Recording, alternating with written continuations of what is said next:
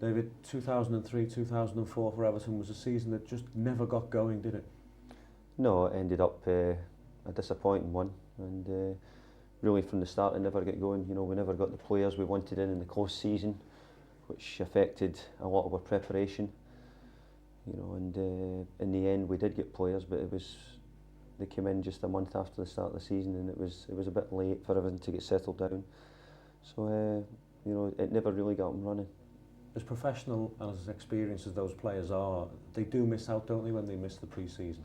Well, more importantly, we didn't get a chance to get used to them. They didn't get a chance to get used to us, and we were in need of strengthening last year. And you know, we went all close season, then all the pre-season without any new faces at the club. So it was a difficult period for us. But we were buoyant because of the performances and how we'd done so well the year before. So in a lot of ways, you know, that carried us through, when really we could have done with looking to strengthen quite a bit. Disappointing, as you say, but at no point have you hidden behind excuses. But you have to say, the facts do speak for themselves. We got some injuries at the wrong times, didn't we, to the likes of Steve Watson and Thomas Gravison and Kevin Kilban? We got injuries, but I think one of the things when I arrived at Everton, I thought Everton from a distance looked like a club that was always injured. Players were always coming off the treatment table to play in games, and that was the way I saw it before I joined the club. So I certainly made a pact with myself that I wasn't going to talk about the injuries. The important people, the people who played, you had to have a squad of players who could cope with that. And you know, hopefully the injuries would eventually realise that they weren't important, which they aren't at football clubs. The people who are important are the players who can play. So we did pick up injuries. I think more importantly, the ones at the end of the season in the last sort of 3 or 4 weeks were a blow to us. But you have to cope with it, and you have to go on. We didn't cope particularly well at the end of the season. At other times we've done a little bit better coping with it. I know from the word go this season, the away form has been a source of real disappointment for you. But again, we've been a little bit unlucky, haven't we, on 1 or 2 occasions? I think we've not had great luck away from home at times. And you know, I can go back to even, you know, being at Anfield when Sammy Hippier could have been sent off.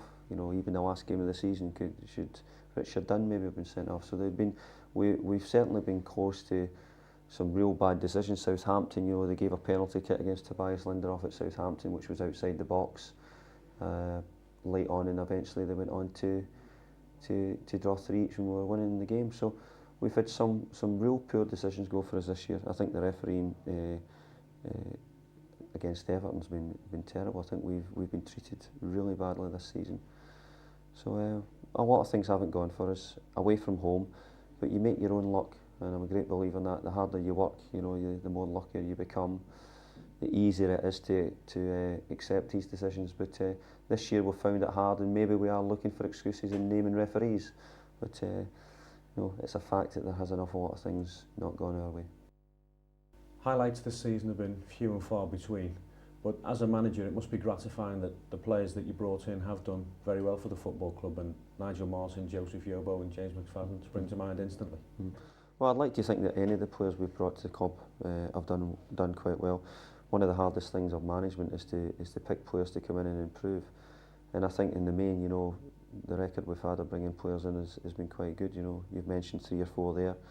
The other thing is what we're trying to do is we're trying to bring in younger players, and that isn't easy. It's easy to go out and get players who, you know, have played 400 or 500 games in the Premier League and coming near the end of their career, and you know, it's easy, but we've had to go and try and shop around and find places to bring in people who we think will survive in the Premiership. But not only that will they survive, but they'll be an asset to the club in the future. That if we are in a situation we have to sell any players, then we've got some money there. And I think in people like Yobo and McFadden, we've certainly done that with those players. I think anybody that watched us play the top 4 teams this season, Manchester United, Arsenal, Chelsea, Liverpool, will be surprised that we finished 4th from bottom, because we gave, at varying stages of the season, those top 4 clubs really good games, didn't we? We did, and you know, that was good that we could compete with them, and that was the way it was the year before. We competed with the top teams very well, but our consistency in playing other teams when maybe we should have been the better team was not good this year. Our concentration levels were such that we lost a lot of games late in games. You know, in the last 5 minutes or so we lost goals. So from Everton's point of view, it was poor that, and it's something which we need to try and do better with. It was a poor return overall for the supporters, but you've been unswerving in your appreciation of the backing that the team and yourself have had all season from the supporters. Yeah, I don't want to be one of these people who, you know, sort of keep saying really nice things about the supporters just to try and cover my own back. It's not been the case at all. The supporters here have been the bonus. They've filled the ground nearly enough every week. They've not seen the best stuff, but I still believe that they think there's something there which is about to happen, and I think that's why they've been so supportive of me. And I think that if they can come again next year and support us again, well, they'll again will be the ones who sort of would take the plaudits, because the sign of good supporters is to keep coming back when things aren't going well. And if we've been blatantly honest, then we'd have to say that Everton, through the years, have had great support without having great performances from the team. So I'm hoping that they'll hang in there, which I'm sure they will do, and we can give them something to shout about in the summer by bringing in some new players which will excite them and continue to fuel their feeling that, you know, something brighter and better is just round the corner. I think the fact that they do think that is underlined by the average age of the squad. Your Leon Osmonds, your Wayne Rooney's, Tony Hibbert, Joseph Yobo, James McFadden. That's something that you were keen to build on when you first came to the club, isn't it? Well, Walter was my friend, and you know, I would never say anything derogatory towards him, but I think there's no doubt it was an ageing squad. You know, when I first arrived, there was David Ginola and Paul Gascoigne, tremendous football players, and other people at the club, but the age group was too old.